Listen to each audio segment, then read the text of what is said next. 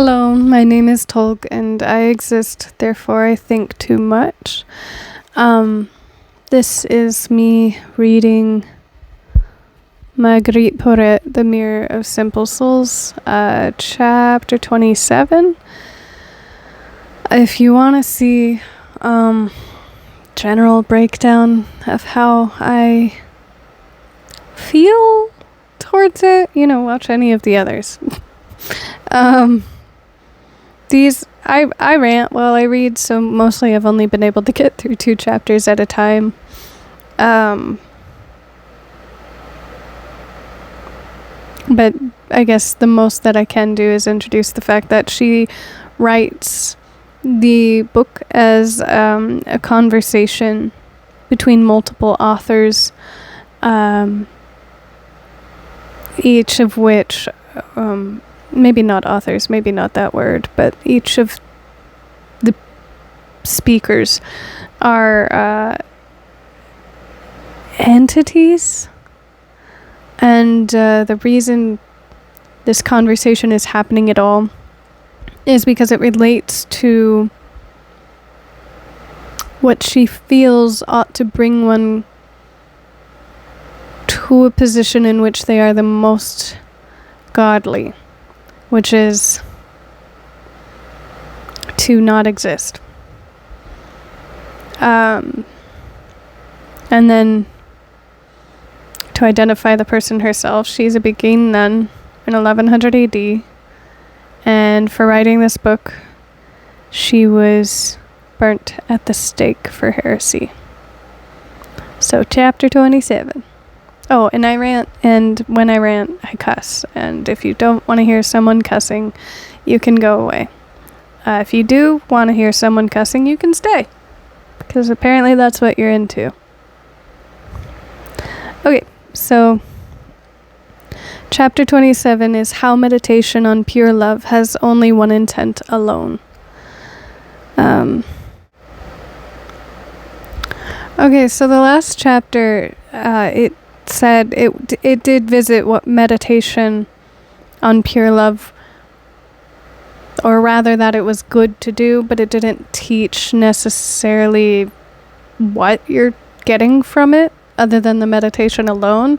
It says that the meditation teaches in chapter 26, but it doesn't say what it does teach. So I presume that by this title, we will finally learn what it teaches. So love speaks. Meditation on pure love has only one intent alone, which is that the soul love always... The soul is capitalized, love is not.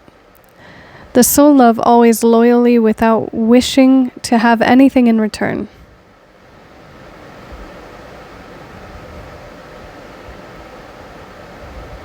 That's just playing on the annihilated life again. You're not supposed to exist, so why would you want anything? But if you are an annihilated soul, and therein you do not, as prior said, need to practice the 10 virtues, because these are meant to aid those who have not progressed past the virtues, the practice of the virtues, to become annihilated and therein to have God live through them. Why would you then need to practice meditation? Isn't meditation a means by which you enforce these 10 virtues onto your life?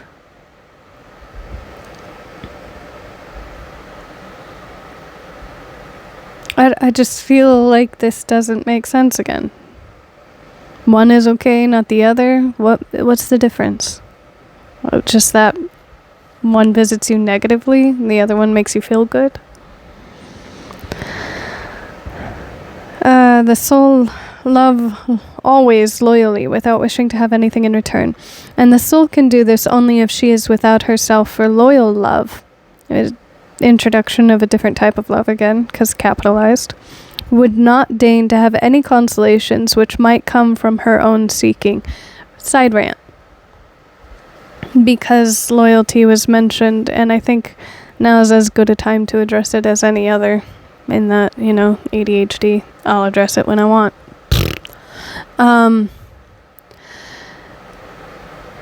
It's become fashionable.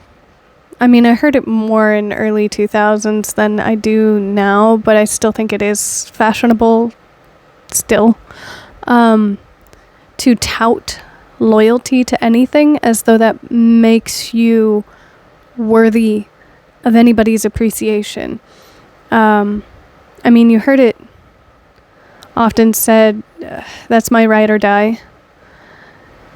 And I don't think people consider that, loyalty in and of itself essentially is a good quality in a dog. But in a human, you're supposed to know what's worth being loyal to. And what you are loyal to says a hell of a lot more about you than the fact that you are loyal in and of itself. And I think people need to think about that a hell of a lot more.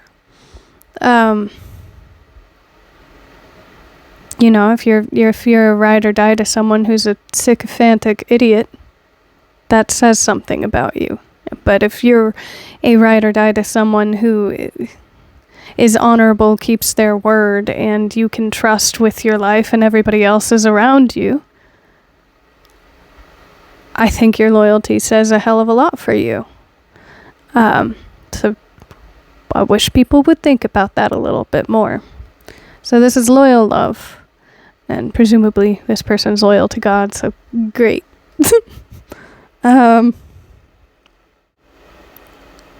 Would not deign to have any consolations which might come from her own seeking, without fail not. That's one sentence. Meditation on love knows well, according to the better part, that she must not excuse herself from her work, which is to will perfectly the will of God. Well, she's not doing anything because she's dead. I thought that point was already made. She doesn't need to do anything. She doesn't exist. But now she's doing things. They let her out of the stasis. She allows God to work and to do what is according to his will. Well, why is she allowing it? She's annihilated. But she was working, but now God is working? What is it? For the one who wills that God cause him to experience God's will in comforts does not trust perfectly in God's goodness alone, but in the gifts of his riches, which he has to give. The which he has to give, I don't think necessarily should be there because it's redundant. The gifts of his riches, implies that he's the one giving them. Unless he has a secretary who gives them for him. Which I guess she is Catholic, so maybe Mother Mary is God's secretary. Also, the construction of this sentence implies that one who would want comfort is untrusting of God, but then it doesn't just end at distrusting God. It then implies that it's a distrust of God's goodness alone. So being uncomfortable makes you distrust God's goodness. The way I phrased it makes sense for me. I don't think that asking for comfort means that you implicitly distrust anybody else's goodness, whether that be God or not. I don't think that wanting something good means that you understand people are going to give you shit. It just means that you want good things. I want to say that this is just a means by which she has the ability to demonize others, putting her in a position of control where she is a nun under the control of, the Dominican priest. So the vie for power is what it reads as. So soul responds and says, and without fail, says this soul, whoever would love well would not remember to take nor to ask, but instead always would wish to give without retaining anything in order to love loyally. For whoever would have two goals in one same work will enfeeble the one for the other. I guess that's just saying you can't multitask. Multitasking is doing multiple things shittily. And so loyal love has only one sole intent, that she might always be able to love loyally, for she has no doubt about the love of her lover. Lover is capitalized, so that's God. And he, capitalized, always does what is best, but she doubts that she would always do what she must do. Okay, so she must be out of the stasis, because now she is wanting things, which stasis would put her in a position of not wanting anything, as has been prior implied. And she wills according only that the will of God be done in her. I guess maybe the will of God being done in her is willing what God would will, because God would will that God would will. More redundancy, maybe? Love responds, she has righteousness, says love, for that is everything. I don't think righteousness is everything, because there is a contrast to righteousness. And if there is a contrast to something, then it is not the entirety of everything. Because its contrast needs to be included in it, in the concept of everything. Ta-da! And also of her own power she cannot will anything, for her will is no longer her own nor in her, but instead is in the one who loves her. Her will exists outside of herself. So maybe her will is acting on its own and she is still in the stasis. Is her will the fire that eats things outside of itself? And therein her will can exist inside of her but only affects things outside of her? I feel like that's too much. Okay. I don't think that was the case. And this is not her work, but instead is the work of the whole Trinity, who works his will in such a soul. Yeah. That was for the word count. I don't really think any of that was very necessary, nor did it actually say what the end result of meditating on love was supposed to be. That's still in the air. We'll never know. Chapter 28. How this soul swims in the sea of joy. I have a lot of dreams where I want to swim. But I never get to swim in these dreams. I get ready to. Well, maybe I have a few where I swim. But those are constant. And it's normally a river or an ocean. And side rant to the side rant. I wouldn't swim in either the ocean or the river, and for two different reasons. The ocean's fucking terrifying. And a river, because I live next to the Missouri River. Yeah, Missouri. And under this presidency, he has made it legal to dump sewage and waste into the river, and there have been cases of local lakes around these plants, as well as the river, having brain-eating amoebas in them. So, yep. And people still tube in the Missouri. I just think, people should be watching out for that stuff. So, how this soul swims in the sea of joy. Love talks now. Such a soul, says love, swims in the sea of joy, that is in the sea of delight. Such a soul, the soul who meditates on love, who does not will anything, is annihilated, and only acts on God's will while not existing, because they exist in a stasis. Swims in the sea of joy, that is in the sea of delights, flowing and running out of the divinity. Divinity is capitalized. Okay. And so she feels no joy. Whoa. For she is joy itself.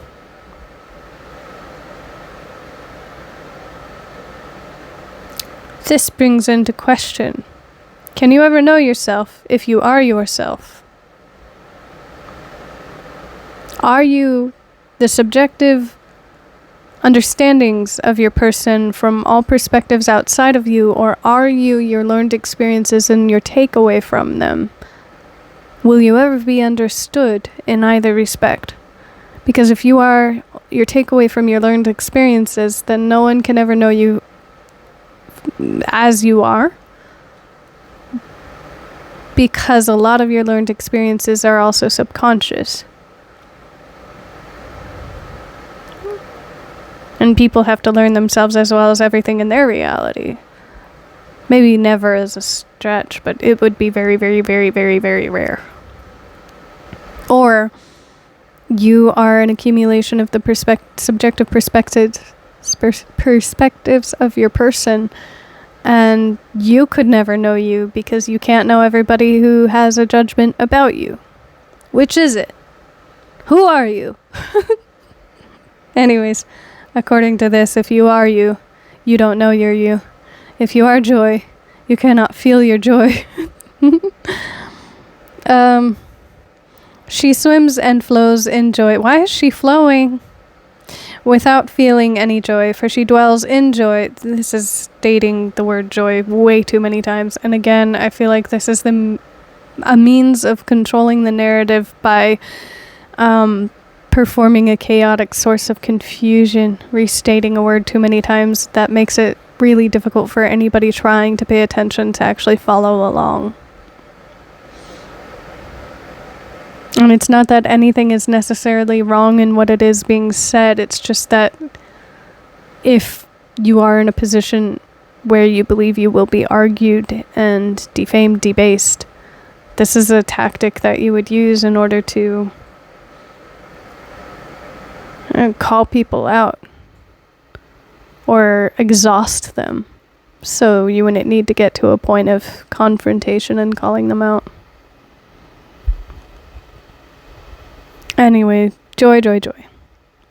She dwells in joy, and joy dwells in her. She is joy itself by the virtue of joy, which transforms her into joy itself. If she's joy, then she doesn't need to be transformed into joy because she's already joy. Honestly, this could just be swirling. I think she's lost her mind. And this is just honing in on a subject. It really makes me question if she got a lot of this rhetoric beat into her. And I don't mean physically, but like has no ability to think beyond it and is spun out on this concept that now it's just torturing her psyche. So this next bit is in italics, meaning that it is somehow a different emotion to the prior, or a description to the prior. That is, she says that she rejoices more in that which can be communicated to no one than what can be communicated. God, I hate this. What the fuck? Because the latter is mediocre. The latter, what can be communicated, is mediocre and only of the moment, and the former, what can be communicated.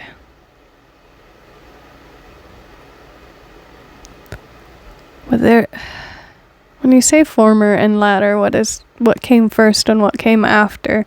There has to be something that came first, and there has to be something that came after. All of that she has been talking about is joy. There is nothing that... There is nothing that came after that. It was just joy.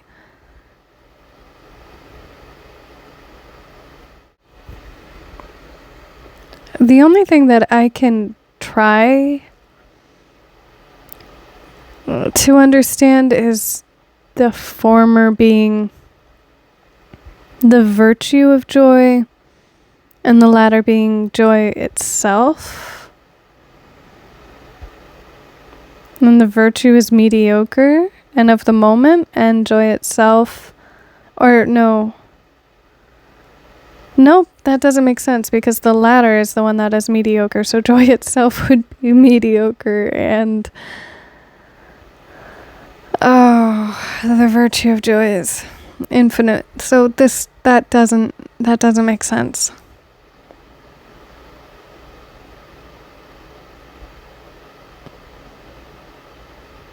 If you can make sense of it, have at it.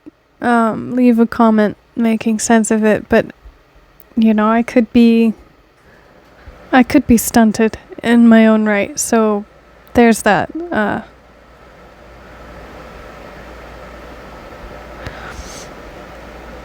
Now there is one common will, as fire and flame, as the will of the lover and the one who is loved. For love has transformed this soul into love herself.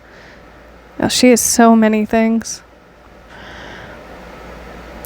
Soul responds, "Ah, very sweet, pure divine love," says the soul. "How it is a sweet transformation by which I am transformed into the thing which I love better than myself."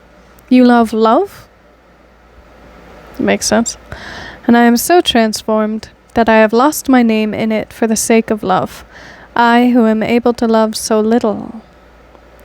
However little I can love, it is in love, for I do not love except by love." The latter love said there was capitalized, and everything prior to that was not. This has been exhausting, and that's just 2 very small chapters. I feel like in order to understand just these 3 very, very small paragraphs, I'd have to make, a board with red string connecting all of the ideas to try to make sense of it. But Alright, I don't know if this is smart to do. I'm not necessarily the brightest individual in the world.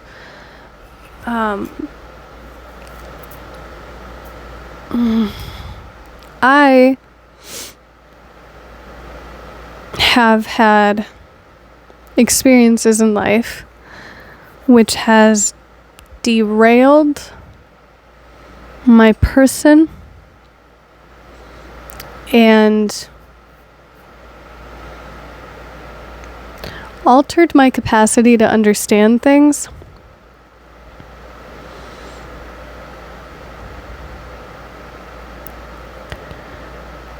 Terrible relations which decided that I wasn't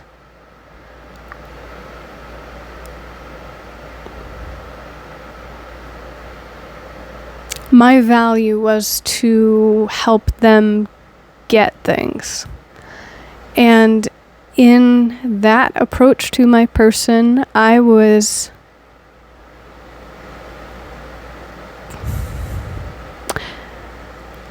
someone attempted to give me to someone against my will, and they